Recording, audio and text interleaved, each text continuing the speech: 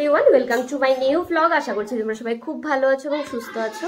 তো আজকে আমরা যাচ্ছি আমার মামার আশীর্বাদে। তো তার জন্য রেডি হয়ে গেছি। আর আমাকে কীরকম লাগছে তোমরা কিন্তু কমেন্টে জানাবে। এই ড্রেসটাই নিয়েছিলাম কলকাতা থেকে, তাই ভাবলাম যে আজকে পরে নিই, তাই পরে নিলাম আর কি। তাহলে মাকে দেখাচ্ছি। মা এখানে দেখাও, এই দেখো আমার মা রেডি হয়ে গেছে। মাকে কীরকম লাগছে এটা কমেন্টে জানাবে।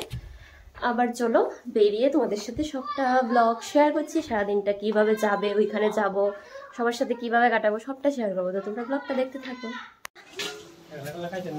হ্যাঁ, আমার কেমন লাগতেছে কও? ভালো লাগতেছে নি? ভালো লাগতেছে নি কবারে? কুটি গাইব নে আইগা সন্টু, টাটা। এই টাটা। বাড়ি থেকে সবাইকে বলে বেরিয়ে পড়েছি মামার বাড়ি যাওয়ার উদ্দেশ্যে। আর দেখো যেতে যেতে দেখছিলাম যে দুর্গাপূজার প্যান্ডেল করা অলরেডি স্টার্ট হয়ে গেছে। তো সেটা দেখেই তো মানে এত আনন্দ হচ্ছিল যে পরপর অনেকগুলি প্রোগ্রাম, তাই আর কি। আর দুর্গাপূজা তো আমরা কি বলবো, বাঙালির ইমোশন। তো যাই হোক, দেখতে দেখতে মামার বাড়িতে চলে এসেছি। আর এসে দেখছি যে অলরেডি আশীর্বাদ শুরু হয়ে গেছে। আমরা অনেক লেট হয়ে গেছি আসতে আসতে।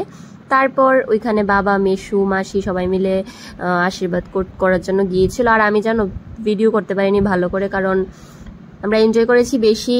আর মানে কি প্রচুর মানুষ ছিল, তাই একটু ভিডিও করতে জানি না কেন আমার লজ্জা লাগছিল, তাই ভিডিও আর করতে পারিনি। তো যতটুকু করেছি ততটুকুই তোমাদের সাথে শেয়ার করছি আর কি। তারপর আশীর্বাদের পর আবার সবাই মিলে একটু ফটো সেশন হয়ে গেল। আর আমার মাকে, মাসিকে কিরকম লাগছে এটা কিন্তু কমেন্টে জানাবে। আর আমার বাকি মাসিদেরকে তো ব্লগে দেখাতেই পারলাম না। যাই হোক, তারপর অনেক সুন্দর সুন্দর ডান্স হয়েছে। তো তোমরা দেখতে থাকো ব্লগটা।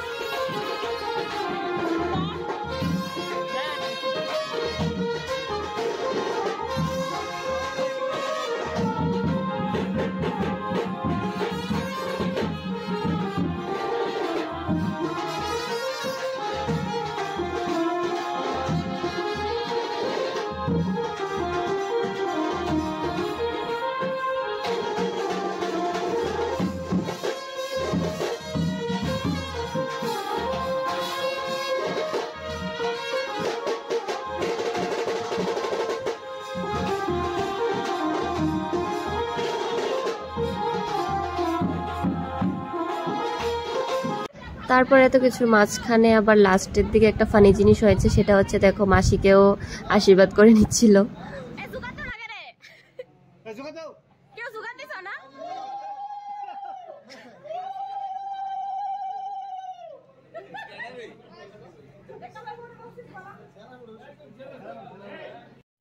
তারপর আমরা বাড়ি যাওয়ার জন্য বেরিয়ে পড়লাম। তো আমার ব্লগটাই অবধি। ব্লগটা যদি ভালো লেগে থাকে আমার চ্যানেলটাকে সাবস্ক্রাইব করে দেবে, আর লাইক কমেন্ট শেয়ার করতে ভুলবে না। আজকের জন্য টাটা, দেখা হচ্ছে একটা নতুন ব্লগের সাথে। আর হ্যাঁ, মামার বিয়ের সবকিছু অবশ্যই তোমাদের সাথে শেয়ার করবো।